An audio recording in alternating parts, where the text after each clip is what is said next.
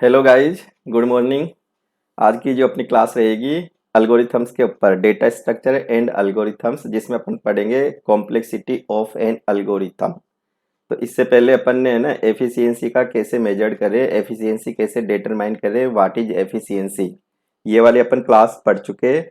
तो इससे अगर आपने उसको नहीं देखा हो तो उसको जरूर देख लेंगे, क्योंकि वो उसी से रिलेटेड ये भी क्लास रहेगी। तो आज का जो अपना टॉपिक रहेगा कॉम्प्लेक्सिटी ऑफ एन अल्गोरिथम्स। तो सबसे पहले तो अपन कॉम्प्लेक्सिटी किसको बोलेंगे। तो कॉम्प्लेक्सिटी बेसिकली कोई भी अपन है ना अल्गोरिथम्स है या कोई भी अपन प्रोग्राम्स को एग्जीक्यूट करेंगे, तो अपन है ना इनपुट की डेटा की साइज को लेके उसकी टाइम को, एग्जीक्यूशन के टाइम को मेजर करते हैं। तो एग्जीक्यूशन के टाइम को जो मेजर करेंगे वो उस एल्गोरिथम्स की कॉम्प्लेक्सिटी कहलाएगी। तो कॉम्प्लेक्सिटी क्या होती है, तो डेफिनेशन आप देखो।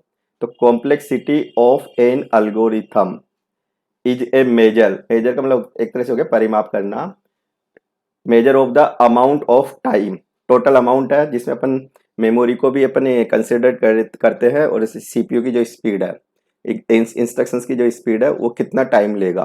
तो दोनों को कंबाइन करके एक एग्जीक्यूशन की जो टास्क है वो कितने टाइम में ओवर होती है उसको यह है ना अपन कैलकुलेट करते हैं। तो जो ये कैलकुलेशन की जो ये होगी टाइम, एग्जीक्यूशन का जो टाइम होगा वो एज ए कॉम्प्लेक्सिटी कहता। तो major of the amount of time और स्पेस, अमाउंट ऑफ टाइम का मतलब एग्जीक्यूशंस को लेके, यहाँ पे इंस्ट्रक्शंस जो भी होंगे प्रोग्राम की साइज के, उन एग्जीक्यूशंस का, इंस्ट्रक्शंस का टाइम, एग्जीक्यूशंस का टाइम। और स्पेस है, मेमोरी ऑक्यूपाई होगी, तो मेमोरी ऑक्यूपाई होगी तो डेटा भी चाहिए होगा अपन को, तो डेटा का स्टोरेज भी मेमोरी में होगा। तो required by an algorithm for an input of a given size, कि अपन कोई भी है ना प्रोग्रामिंग की एफिशिएंसी को अपन अगर मेजर करें तो डेटा को इनपुट साइज में लेके, तो वो मतलब हो सकता है कि साइज है ना कम भी हो सकती है, ज़्यादा भी हो सकती है। तो कितना टाइम है ना एग्जीक्यूशन में वो पूरा एक कंप्लीट टास्क को कंप्लीट करने में कितना टाइम कंज्यूम करेगा, वो आपकी कॉम्प्लेक्सिटी के अंतर्गत आ जाएगा।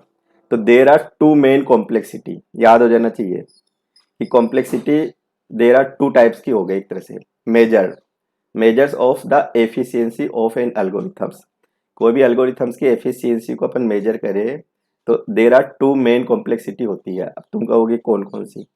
तो एक तो होता है टाइम कॉम्प्लेक्सिटी और एक होता है आपका स्पेस कॉम्प्लेक्सिटी। तो the complexity of an algorithm can be divided into two types, time complexity, space complexity. अब टाइम का क्या मतलब रहेगा कि एग्जीक्यूशंस के टाइम को लेके, यहाँ पे तुम सब जानते हो प्रोग्राम जो अपन डिजाइन करते हैं सेट ऑफ इंस्ट्रक्शंस होते हैं। तो एक प्रोग्राम्स में कितने भी इंस्ट्रक्शंस हो सकते हैं एक टास्क को कंप्लीट करने के लिए। प्रोग्राम्स छोटे छोटे मॉड्यूल्स में भी हो सकते हैं। तो ईच इंस्ट्रक्शंस का एक कांस्टेंट टाइम होता है एग्जीक्यूशंस का। सीपीयू एग्जीक्यूट करेगा तो कुछ सर्टेन टाइम्स तो लेगा ही। तो एग्जीक्यूशंस का टाइम, फिर एग्जीक्यूशंस करेगा तो डेटा भी चाहिए होंगे उसको। तो डेटा चाहिए होंगे तो मेमोरी कितनी ऑक्यूपाई हो रही है। तो एक तो कांस्टेंट मेमोरी हो गई, एक आपका वेरिएबल साइज की मेमोरी हो गई। हो सकता है कि अपन जैसे अलग अलग है ना इनपुट की साइज को अगर अपन वेरिएशन लेके चले तो मेमोरी साइज आपकी चेंज हो सकती है। तो रन टाइम में भी अपन मेमोरी को चेंज करके कितनी मेमोरी ऑक्यूपाई करेंगे, और एक आपका कांस्टेंट कुछ डेटाज के लिए, इंस्ट्रक्शंस के लिए मेमोरी ऑक्यूपाई होगी। तो स्पेस कॉम्प्लेक्सिटी और टाइम कॉम्प्लेक्सिटी, दो मेजर अपनी ये कॉम्प्लेक्सिटी, कॉम्प्लेक्सिटी को दो मेजर उसमें अपन डिवाइडेशन कर सकते हैं। अब कॉम्प्लेक्सिटी का अगर एक पूरा चार्ट देखो तो कॉम्प्लेक्सिटी को कैसे अपन है ना क्लासिफाइड करें। तो किसी भी प्रोग्राम्स या एल्गोरिथम्स की जो कॉम्प्लेक्सिटी होगी उसको अपन ने दो मेजर क्राइटेरिया लेके यहाँ पे क्लासिफाइड किया हुआ है। तो एक तो क्राइटेरिया रिलेटेड टू, है ना, एक आपका केसेस को लेके किया हुआ है। केसेस में क्या होता है कि कई सारी टेस्टिंग होती है। तो कितने है ना एवरेज में आपको रिजल्ट्स मिलता है, कितने टाइम में आपको रिजल्ट्स मिलता है। तो मान लो आपने इनपुट में कुछ डेटा, इनपुट में अपन ने कंप्यूटर को है ना मेमोरी में ट्रांसमिट किया और इमीडिएट वो एग्जीक्यूट हो गया, रिजल्ट आ गया। एक हो सकता है कि आपको कुछ रिजल्ट्स में वेटिंग प्रोसेस चल रहा है, एक होता है कि एवरेज टाइम हो गया। जैसे कई बार अपन है ना ऑनलाइन कंपनी की सर्विसेज देखते हैं, आपने ऑर्डर प्लेस किया तो मतलब सेम टाइम है ना, एक कुछ ही सेकंडों में हो सकता है कि आपका ऑर्डर डिलीवर्ड हो गया हो सकता है कि एवरेज टाइम लगता हो कि 2 से 3 मिनट लग सकती है। एक हो सकता है कि लॉन्ग टाइम के बाद डिलीवर्ड होता हो। तो ये है ना तीन केसेस हो सकते हैं अपने पास। तो एल्गोरिथम्स को जब अपन क्लासिफाइड करेंगे तो एक तो कुछ क्राइटेरिया को लेके और एक केसेस को लेके, दो तरह से अपन अलग कॉम्प्लेक्सिटी को मेजर कर सकते हैं।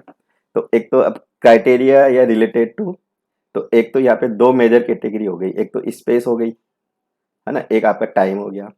तो अपन स्पेस को स्पेस कॉम्प्लेक्सिटी नाम दे देंगे और टाइम को टाइम कॉम्प्लेक्सिटी नाम दे देंगे। तो यह क्राइटेरिया, दो मेजर क्राइटेरिया कॉम्प्लेक्सिटी का, तो एक तो है स्पेस कॉम्प्लेक्सिटी, याद हो गया, है ना, एक टाइम कॉम्प्लेक्सिटी, ये भी याद कर लेना। फिर इसमें टाइम कॉम्प्लेक्सिटी को जो अपन फर्दर जो कैसे कैलकुलेट करें, तो तीन तरह के यहाँ पे नोटेशन होंगे टाइम को लेके, एग्जीक्यूशन का टाइम को है ना कैसे अपन मेजर करें। तो इनपुट की जो साइज होगी, है ना, डेटा की, उसको लेके तो कैसे है ना कैलकुलेशन करें। और फिर अपना ये क्राइटेरिया भी हो सकता है, तीन केसेस को लेके भी अपन टाइम को ना यूज में ले सकते हैं, best case, average case, worst case. तो नोटेशन, तो जो नोटेशन होंगे टाइम को लेके वो तीन कैटेगरी में हो जाएंगे। तो वो कहलाता है एसिम्पोटोटिक नोटेशन। जो नोटेशन होंगे ना टाइम में, वो कहलाता है आपका एसिम्प्टोटिक नोटेशन। एसिम्प्टोटिक नोटेशन याद हो जाना चाहिए। कोई पूछे ना what do you mean by asymptotic notation, तो उसमें तीन तरह के नोटेशन आते हैं। बिग ओ एच, जिसको नॉर्मली अपन ओ से रेफर कर देते हैं, ऑर्डर मतलब। एक होता है ओमेगा नोटेशन, तो उसको ओमेगा सिंबल से अपन दिखा सकते हैं मैथमेटिकल कैलकुलेशन में। एक होता है आपका थीटा नोटेशन।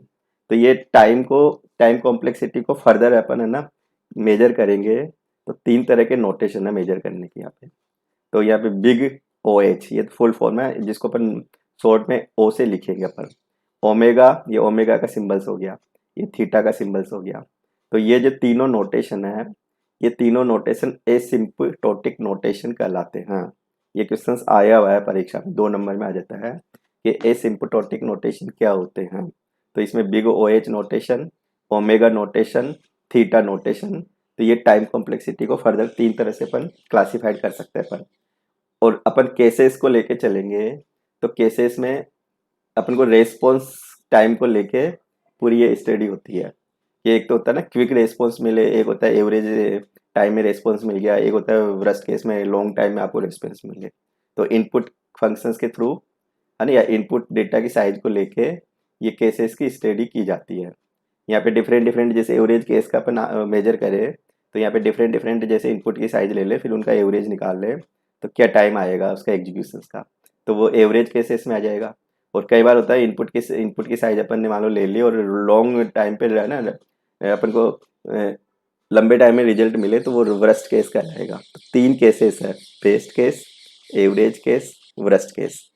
तो क्राइटेरिया को लेके दो अपने पास मेजर कॉम्प्लेक्सिटी के मेजर करने के दो मेजर क्राइटेरिया है। तो स्पेस कॉम्प्लेक्सिटी, एक इस टाइम होता है जिसको टाइम को टाइम कॉम्प्लेक्सिटी नाम देंगे। टाइम कॉम्प्लेक्सिटी को फिर फर्दर अपन को जो है ना नोटेशन है, तीन तरह से नोटेशन को अपन इसको अपन डिनोट करते हैं, तीन तरह के नोटेशन है। बिग ओ एच नोटेशन, जिसको ओ, ओमेगा नोटेशन, एक थीटा नोटेशन। तो ये आपको ये चार्ट याद हो जाना चाहिए। ये कॉम्प्लेक्सिटी का एक पूरा एक क्लासिफिकेशन हो जाता है कि कैसे कैसे अपनी कॉम्प्लेक्सिटी हो सकती है। अब इस चार्ट के बेस पे देखें स्पेस कॉम्प्लेक्सिटी। अब स्पेस आता है तो स्पेस का मतलब एक तरह से स्टोरेज स्पेस है। अब तुम्हारी स्टोरेज स्पेस में मेमोरी को लेके है, यहाँ पे कोई भी अपन है ना प्रोग्राम का इंस्ट्रक्शंस मेमोरी में लोड करेंगे, है ना, मेमोरी में आने के बाद ही तो इंस्ट्रक्शंस एग्जीक्यूट होंगे। तो इंस्ट्रक्शंस की साइज है, मेमोरी कितनी यूज होगी, डेटाज की साइज है। अब डेटाज में भी दो तरह की कैटेगरी हो गई। तो एक तो फिक्स्ड साइज का डेटा हो गया, जैसे अपन एरे बना के डेटा को है ना एरे में होल्ड कर दिया, कोई वेरिएबल क्रिएट कर दिया, नॉर्मल वेरिएबल, कोई कांस्टेंट डेटा अपन ने यूज कर लिया। तो ये सोचो कि इनमें स्पेस मेमोरी है ना एक तरह से fixed amount of memory use होगी। तो स्पेस कॉम्प्लेक्सिटी में मेमोरी कितनी यूज होती है। अब मेमोरी अपना है ना कैश मेमोरी हो सकती है, सब जानते हो। प्राइमरी मेमोरी रैम हो सकती है, सेकेंडरी स्टोरेज से भी डेटा अपन रीड राइट करेगा तो टाइम तो कंज्यूम करेगा ही वो। तो यहाँ पे अपन मेमोरी को लेके एक्जुलरी, प्राइमरी, कैश मेमोरी, ये सब लेके अपन यहाँ पे ना पूरा मेजर करते हैं अपन। तो यहाँ पे स्पेस कॉम्प्लेक्सिटी किसको रेफर करता है वो देखो। तो space complexity of an algorithm describe, है ना, किसको वर्णित करेगा, द अमाउंट ऑफ मेमोरी, मतलब टोटल मेमोरी की कितनी अमाउंट साइज है, मतलब required during the program execution, कि प्रोग्राम्स को एग्जीक्यूशन करने में टोटल मेमोरी कितनी यूज हुई, है ना, एज द फंक्शंस इनपुट। तो जो टोटल मेमोरी होगी वो स्पेस से मतलब है यहाँ पे। जैसे तुम भी कोई काम करोगे, काम करोगे तो डेटा लोगे, डेटा को किसी पर्टिकुलर प्लेस पे रखोगे। तुम भी है ना मेमोरी में जब मतलब काम करोगे तो तुम भी अपनी खुद की जगह ऑक्यूपाई करोगे, स्पेस ऑक्यूपाई करोगे। फिर डेटा को लेके काम करोगे, रिजल्ट्स बनेगा, रिजल्ट का स्टोरेज भी होगा। तो ये सोचो मेमोरी तो यूज होनी है। तो कितना मेमोरी है ना, एक कंप्लीट एक एल्गोरिथम्स को एग्जीक्यूशन होने के दौरान टोटल जो मेमोरी कितनी यूज हुई, कितनी रिक्वायर्ड मेमोरी हुई, तो वो आपका स्पेस के अंतर्गत आ जाएगा। जनरली द स्पेस है ना नीडेड, कि प्रोग्राम को एग्जीक्यूशन के लिए कितना स्पेस की रिक्वायरमेंट है, ये आपका स्पेस कॉम्प्लेक्सिटी के अंदर आ जाएगा। अब स्पेस कॉम्प्लेक्सिटी को अपन है ना कैसे मेजर करें, तो space required by an algorithm is equal to the, कोई भी जो एल्गोरिथम्स का जो स्पेस होगा वो होता है सम ऑफ फॉलोइंग टू कंपोनेंट्स। एक दो कंपोनेंट का सम होता है कि कोई भी मेमोरी यूज होगी कंप्यूटर की, तो एक तो फिक्स्ड पार्ट होगा, एक वेरिएबल पार्ट होगा, जिसमें अपन कह देते हैं ना स्टैटिक और डायनामिक। कई बार डेटा अपन इनपुट से लेके चले डायनामिकली, कई बार होता है ना कि इनपुट का डेटा दो, अब किसी स्टूडेंट ने मान लो कि 3 lakhs डेटा दे दिया, किसी ने है ना मान लो एक लिमिटेशन में डेटा दे दिया, तो दोनों स्टूडेंट का एल्गोरिथम्स तो सेम वर्क करेगा, बाकी वह डेटा की साइज आपकी कम ज़्यादा हो रही है, तो जो कम डेटा होगा वो मेमोरी कम ऑक्यूपाई होगी, और जो ज़्यादा डेटा होगा वो मेमोरी ज़्यादा ऑक्यूपाई करेगा, रिजल्ट्स में भी आपको रिस्पॉन्स में टाइम लगेगा। तो यहाँ पे अपन को फिक्स्ड पार्ट, तो दो तरह से अपन मेमोरी को मेजर करते हैं, फिक्स्ड पार्ट का और वेरिएबल पार्ट का, दोनों का सम, ये टोटल मेमोरी होगी। अब फिक्स्ड पार्ट में क्या क्या आता है, तो फिक्स पार्ट में आ गया ना कोई भी इंडिपेंडेंट आपका पर्टिकुलर प्रॉब्लम्स है, या कोई पर्टिकुलर लॉजिक्स है ना, या कोई अपना फंक्शंस है। तो एंड इंक्लूड इंस्ट्रक्शंस स्पेस, कोई भी प्रॉब्लम्स है, कोई भी है ना अपना मॉड्यूल्स है, कोई भी अपना फंक्शंस है, कोई भी अपन इवैल्यूएशन करेंगे, तो instructions space, space for constant है ना, simple variables, fixed size structure. तो ये जो आपका है ना टोटल जो स्पेस होगा ये फिक्स्ड पार्ट में होगा। तो देखो स्ट्रक्चर अपन डिजाइन करते हैं, तो एक उसका पूरा एलोकेट करके डिफरेंट डिफरेंट मेंबर का अपन कलेक्शन बनाते हैं, तो एक पूरी प्रॉपर उसकी साइज होगी। सिंपल वेरिएबल का डिक्लेरेशन करोगे, इंटीजर फ्लोट, हर वेरिएबल अपना मेमोरी ऑक्यूपाई करेगा। इंस्ट्रक्शंस होंगे प्रोग्राम्स के, मेमोरी ऑक्यूपाई करेगा। तो ये फिक्स्ड पार्ट हो गया, ये एक तरह से कांस्टेंट पार्ट कर दो। और एक होता है आपका वेरिएबल पार्ट, तो डेट इंक्लूड स्ट्रक्चर वेरिएबल, इसमें स्ट्रक्चर वेरिएबल भी अपन है ना इंक्लूड कर सकते हैं। तो जिसकी जो साइज है ना डिपेंड करेगी, whose size depends on the particular problem being solved, कि अपन कोई भी पर्टिकुलर प्रॉब्लम को सोल्व करेंगे तो उस पर डिपेंड करेगी। डायनामिकली एलोकेटेड स्पेस, तो अपन रन टाइम अपन अगर मेमोरी जनरेट करते हैं तो वो आपका है ना वेरिएबल पार्ट में आ जाएगा। रिकर्सिव फंक्शंस है, ये भी है ना वेरिएबल पार्ट में आ जाता है। रिकर फंक्शंस में भी, रिकर्सिव में भी अगर आपकी साइज ज़्यादा हो जाती है डेटा की कैलकुलेशन करेंगे, तो हो सकता है कि कई सारे वो है ना बार बार कॉल करेगा तो मेमोरी ज़्यादा चाहिए होगी। अगर आपका रिकर्सिव कैलकुलेशन कम होती है तो मेमोरी कम होगी। तो डायनामिकली का क्या मतलब होता है कि allocate the memory at run time, तो अगर अपन रन टाइम डेटा को ज़्यादा एलोकेट कर दें तो फिर मेमोरी वो आपका वेरिएबल पार्ट में कुछ हो सकता है, कुछ स्टूडेंट एग्जैक्ट डेटा के लिए जितनी रिक्वायर्ड डेटा है उतनी मेमोरी यूज करे तो वो वेरिएबल पार्ट में आ जाएगी। तो दो तरह से मेमोरी चलती है, सभी में अपन पढ़ते आ रहे हैं। ऑपरेटिंग सिस्टम्स में भी स्टैटिक मेमोरी है, डायनामिक मेमोरी है, और सब ये पढ़ते आ रहे हो कि कंप्यूटर जब भी डेटा को प्रोसेस करेगा तो इंस्ट्रक्शंस के थ्रू करेगा। इंस्ट्रक्शंस का जो कलेक्शन होगा वो प्रोग्राम्स में होगा, प्रोग्राम्स डेटा को रिसीव करेगा, मेमोरी से करेगा, सेकेंडरी स्टोरेज से करेगा, कैश मेमोरी से करेगा। तो डेटा को जो अपन सप्लाई देंगे वो इनपुट फंक्शंस के थ्रू देंगे या इनपुट के थ्रू देंगे। तो डेटा के है ना डेटा में वेरिएशन हो सकता है। तो सिंपल सी थ्योरी होगी कि जो टोटल मेमोरी कंज्यूम करेगा कोई भी है ना अल्गो को एग्जीक्यूशन करने में, तो फिक्स्ड पार्ट और वेरिएबल पार्ट दो का तो यूज करेगा 100%। तो अब टोटल मेमोरी को अपन कैसे है ना मेजर करें अपनी कैलकुलेशन में, तो स्पेस कॉम्प्लेक्सिटी को मान लो मैं एक फंक्शन से डिनोट करता हूँ, स्पेस है ना, ये पी का मतलब प्रॉब्लम्स है, अल्गो है, तो स्पेस किसी भी पर्टिकुलर प्रॉब्लम्स का। तो ये जो टोटल हो जाएगा, तो पी तो आपका एल्गोरिथम्स हो गया, तो एक तो कांस्टेंट टाइप की मेमोरी, एक वेरिएबल साइज की मेमोरी है ना, ये दो मेमोरी का हो जाएगा। ये तो कांस्टेंट हो जाएगी, ये तो आपकी कांस्टेंट हो जाएगी, और ये वेरिएबल साइज ये हो जाएगी मेमोरी है ना। तो ये दोनों का टोटल आपका स्पेस हो जाएगा। तो सी तो आपका है ना फिक्स्ड पार्ट हो गया, एंड ऐसा ही आपका है ना वेरिएबल पार्ट हो गया। तो दोनों का अपन कंसिडर करेंगे तो दोनों का सम कर देंगे है ना। तो वेरिएबल पार्ट भी डिपेंड करेगा इंस्टेंस कैरेक्टरिस्टिक्स पे, कि अपन हो सकता है चेंज हो सकता है ना वेरिएबल पार्ट आपका। तो अपन एक एग्जांपल के थ्रू देखें कि एक अपन ने एक छोटा सा एल्गोरिथम्स है, एक एग्जांपल से मेमोरी का स्पेस देखते हैं अपन। अब इस अलगो का नाम एड है। अब एड का मतलब आप सब जानते हो। अब ये एड में 2 नंबर तो अपन को इनपुट से चाहिए, ये तो इनपुट से चाहिए अपन को। ये 2 नंबर अपने पास आएंगे तो ये इनपुट के लिए वेरिएबल मेमोरी ऑक्यूपाई होगी। इंटीजर है, फ्लोट है, तो एक फिक्स्ड पार्ट हो जाएगा ये। और फिर अपन सी है, ये रिजल्ट्स को असाइन करूंगा मैं। तो ये आपका भी, ये भी है ना एक वेरिएबल पार्ट है, ये फिक्स्ड पार्ट है। जितना ए का स्पेस होगा उतना ही सी का होगा, जितना बी का होगा उतना ही सी का होगा। तो ए बी सी आपके 3 तो ये वेरिएबल हो गए, है ना, ये वेरिएबल हो गए। तो ये है ना, ये कांस्टेंट मेमोरी यूज करेंगे, ये कांस्टेंट मेमोरी यूज करेंगे। और एक आपका जैसे ये है, ये कांस्टेंट है, फिक्स है, तो ये भी एक मेमोरी यूज करेगा। और यहाँ पे प्रिंट सी करूंगा तो ये आउटपुट के लिए हो गया, है ना, ये इंस्ट्रक्शंस हो गया। तो यहाँ पे 4 स्टेप्स इंस्ट्रक्शंस की, तो ये इंस्ट्रक्शंस भी स्टोर करोगे, मेमोरी ऑक्यूपाई करेगा। तो यहाँ पे 3 तो वेरिएबल है, एक आपका कांस्टेंट है। यहाँ पे अपन को डायनामिकली मेमोरी अपन यूज नहीं कर रहे, तो यहाँ पे कांस्टेंट मेमोरी यूज हो रही है टोटल।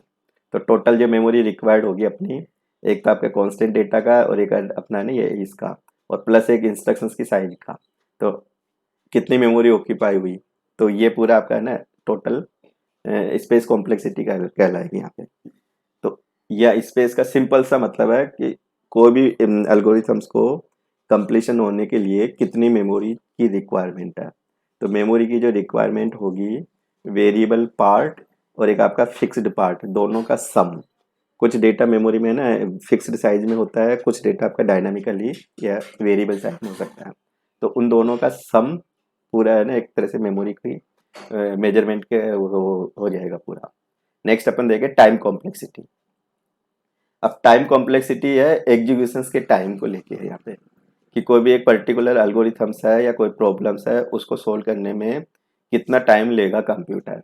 तो टोटल जो टाइम नीडेड होगा अपना, टोटल टाइम नीडेड, कि कोई भी अपन अलगो लिख देंगे तो हो सकता है कि कुछ अलगो तो कुछ सेकंडों में हो जाए, कुछ हो सकता है कुछ अलगो 1 सेकंड में हो, सेम अलगो। तो कोडिंग थोड़ी सी हो सकती है अलग अलग हो। तो अपने पास जो कॉम्प्लेक्सिटी होगी time complexity, the total time needed to complete the executions of an algorithm is called time complexity. कि कोई भी एल्गोरिथम्स को कंप्लीट होने में, एग्जीक्यूशन होने में टोटल टाइम कितना होगा। इसमें आपका है ना स्पेस कॉम्प्लेक्सिटी भी कंसिडर्ड हो जाती है, वो भी इंक्लूड हो जाती है टोटल टाइम में। तो वो आपका टाइम कॉम्प्लेक्सिटी कहलाएगा। The time complexity of an algorithms depends on the factors that the space complexity depends on. ये टाइम कॉम्प्लेक्सिटी कुछ फैक्टर्स पे डिपेंड करेगा, जिसपे आपका ना स्पेस कॉम्प्लेक्सिटी का भी यह फैक्टर हो सकता है। क्योंकि टोटल जो एग्जीक्यूशन का टाइम होगा वह स्पेस और एग्जीक्यूशन सीपीयू की जो इंस्ट्रक्शंस को एग्जीक्यूट करेगा वो टाइम, दोनों को मिला के टोटल एक कंप्लीट टास्क का जब रिजल्ट मिलेगा तो टाइम कॉम्प्लेक्सिटी हो जाएगी वो। Time requirement can be defined as numerical functions. अपन टाइम के जो रिक्वायरमेंट है एक न्यूमेरिकल फंक्शन से अगर दिखाना चाहें, तो टी का मतलब तो टाइम हो गया और एन का मतलब उसमें एक तरह से टोटल नंबर ऑफ स्टेप्स हो गई है ना, इंस्ट्रक्शंस की स्टेप्स है, स्टेप साइज एक तरह से यहाँ पे। वही टी एन कैन बी है ना measured as the number of steps provided each steps consume constant time. अगर एक कोड लिखा वो आपका 100 लाइन का है, तो 100 लाइन को एग्जीक्यूट होने के लिए एक फिक्स है ना एक इंस्ट्रक्शंस का टाइम होगा। तो टी एन को अपन टी एन से इसको दिखा सकते हैं अपन। तो यहाँ पे टी एन का मतलब हो गया can be measured is the number of steps. Steps का कोई मेजर करे तो टी एन हो जाएगा यहाँ पे। अब स्टेप्स में मेमोरी भी यूज होगी तो मेमोरी भी है ना यहाँ पे इंक्लूड अपन कर सकते हैं यहाँ पे। तो ये अपना है ना कॉम्प्लेक्सिटी का मेजर क्राइटेरिया को लेके 2 स्टेडी हो जाती है। टाइम होगा, स्पेस होगा, स्पेस मेमोरी कितनी कंज्यूम होती है ना। एक टाइम है एग्जीक्यूशन का टाइम को लेके अपन यहाँ टाइम की कॉम्प्लेक्सिटी कंसिडर करते हैं अपन। अब अपना दूसरा है जो एल्गोरिथम्स को अपन एफिशिएंसी को मेजर करें, तो या केसेस भी हो सकते हैं कि केसेस को लेके है ना एल्गोरिथम्स की एफिशिएंसी बताओ। तो यहाँ पे है ना रेस्पॉन्स होता है एक तरह से कि आप इनपुट में साइज दोगे कुछ डेटा को लेके और एल्गोरिथम्स का रेस्पॉन्स को चेक करोगे। तो कुछ तो है ना क्विकली दे देगा, कुछ आपका है ना स्लो देगा, कुछ आपका लॉन्ग टाइम में दे देगा। तो ये 3 तरह के अपने पास केसेस हो सकते हैं। तो कोई भी अपन जैसे सॉर्टिंग करेंगे, सर्चिंग करेंगे, है ना, अपन मर्जिंग करेंगे, तो यहाँ पे क्या होता है कि की फील्ड को लेके कंपैरिजन और डेटा का मूवमेंट। जैसे सॉर्टिंग करते हो, सॉर्टिंग के 10 लॉजिक है। अब 10 लॉजिक में सबकी अलग अलग कैलकुलेशन है। तो सॉर्टिंग में क्या स्टेप्स होती है कि एक की फील्ड को लेके अपन कंपैरिजन करते हैं, फिर डेटा को शिफ्टिंग करते हैं। तो नंबर ऑफ कंपैरिजन है, नंबर ऑफ है ना शिफ्टिंग है या मूविंग है। तो कितनी स्टेप्स में है ना कितना चला मतलब वो पूरा प्रोसेस। तो हो सकता है कि कंपैरिजन ज़्यादा हो रहा हो सकता है कंपैरिजन कम हो रहा हो। जैसे सर्चिंग करते हैं, अब सर्चिंग में ऐसी कोई टेक्निक सको कि अपन सिंगल शॉट में सर्च सर्च का रिजल्ट लेके आ जाए। एक हो सकता है कि मान लो 1 लाख डेटा है, सर्च करने बैठ गए, तो बिगिनिंग से पासिंग थ्रू होते हुए है ना अपन को एंड तक चलना होगा, तो टाइम वेस्ट होगा। तो कई बार अपन को रेस्पॉन्स जो टाइम होता है क्विकली मिलना चाहिए, कहीं हो सकता है कि एवरेज हो, कहीं हो सकता है लॉन्ग टाइम में रिजल्ट नहीं मिले। तो ये 3 तरह के केसेस होते हैं, ये याद हो जाना चाहिए आपको। तो the cases of the complexity of an algorithm, the major criteria of complexity of an algorithm, है ना, इज कंपैरिजन। समझ गए, जब स्वैपिंग करते हैं डेटा को और फिर इंटरचेंज करते हैं, है ना, कंपैरिजन करते हैं देन इंटरचेंज करते हैं अपन। ऑफ द कीज, कीज का मतलब होता है एक पर्टिकुलर मतलब वैल्यूज को लेके फिर अपन मान लो कि डेटाबेस के अंदर आ जाए फिर उसमें कोई ऑपरेशन करे। तो keys and moving of data, that means number of times the keys is compared and data is move. अब ये जो कंपेयर्ड और मूव का कंसेप्ट है, ये सॉर्टिंग को लेके कुछ स्टेप्स को लेके इसका ना थोड़ा सा वो बता रखा है एक्सप्लेनेशन। सॉर्टिंग करते हैं तो जैसे अपन 2 कीज लेके कंपैरिजन करेंगे। अब मान लो पहली की ग्रेटर है, दूसरी की स्मॉल है, तो ग्रेटर स्मॉल को फिर अपन कहते हैं कि छोटे को ऊपर कर दो, है ना, लार्ज वैल्यू को नीचे शिफ्ट कर दो। तो शिफ्टिंग करोगे तो स्वैपिंग हो जाएगी। तो अपन को keys and moving of data, that means number of times the keys is compared and data is moved. तो अपन 3 तरह के केसेस को लेके, है ना, कॉम्प्लेक्सिटी यहाँ पे पूरा वो करते हैं, लेके चलते हैं अपन। तो we take 3 cases for complexity of an algorithm. अब तुम कहोगे 3 केसेस कौन कौन सा है। तो एक तो हो गया आपका वर्स्ट केस, है ना, वर्स्ट केस है टाइम कॉम्प्लेक्सिटी। तो इसमें अगर अपन मान लो n इनपुट की साइज लेके चलूँ, तो वर्स्ट केस क्या होगा, can be defined as the maximum amount, maximum of time, maximum time लेगा मतलब लंबे लॉन्ग टाइम में रिजल्ट देगा, needed by an algorithms to complete its task. मान लो एक अपन ने कोई इनपुट की साइज 100 डेटा एल्गो में दे दिया अपन ने प्रोसेस के लिए, हो सकता है कि 3 मिनट में रिजल्ट मिल रहा हो। तो एक वेटिंग प्रोसेस हो गया इसमें। थस, है ना, it is nothing but a functions defined by the maximum number of steps, है ना, perform on an instance having an input size n. कि फंक्शंस में कई सारे स्टेप्स का प्रोसेस हो रहा है और लॉन्ग टाइम में रिजल्ट मिल रहा है। तो ये सबसे आपका वर्स्ट केस कहलाएगा। अब एवरेज केस में देखें, तो for an input size the average case time complexity can be defined as the average amount of time. ये आपका एक नॉर्मल एवरेज टाइम में अगर आपको रिजल्ट मिल जाता है, needed by an algorithm to complete its execution. thus it is nothing but a function defined by the average number of steps performed on instance having an input size of n। एक होता है आपका best case, तो quick response मिलेगा, है ना, इसमें quick response मिलेगा। तो इनपुट साइज n है, the best case time complexity can be defined as the minimum amount of, कम से कम टाइम में आपको, है ना, एक रिजल्ट्स मिल जाए, time needed by an algorithms to complete its execution. तो thus it is nothing but a function defined by the minimum number of steps. Function में कम से कम कैलकुलेशन हो और मिनिमम, है ना, स्टेप्स को यूज करता हुआ रिजल्ट्स को प्रोड्यूस कर दे। तो ये आपका बेस्ट केस कहलाएगा। तो कोई भी एल्गोरिथम्स की कॉम्प्लेक्सिटी को अपन केसेस के अकॉर्डिंग अगर डिफाइन करें तो 3 केसेस हो जाता है, best case, average case, worst case. और क्राइटेरिया को लेके चले तो स्पेस और टाइम। तो आपका आज की क्लास को मैं यहीं पे एंड करूंगा। चैनल पे अगर पहली बार आए हो तो सब्सक्राइब जरूर कर देवे, बेल आइकन पे क्लिक कर देवे, जिससे मैं नेक्स्ट वीडियो जैसे ही अपलोड करूँ आपको नोटिफिकेशन मिल जाए। Thank you.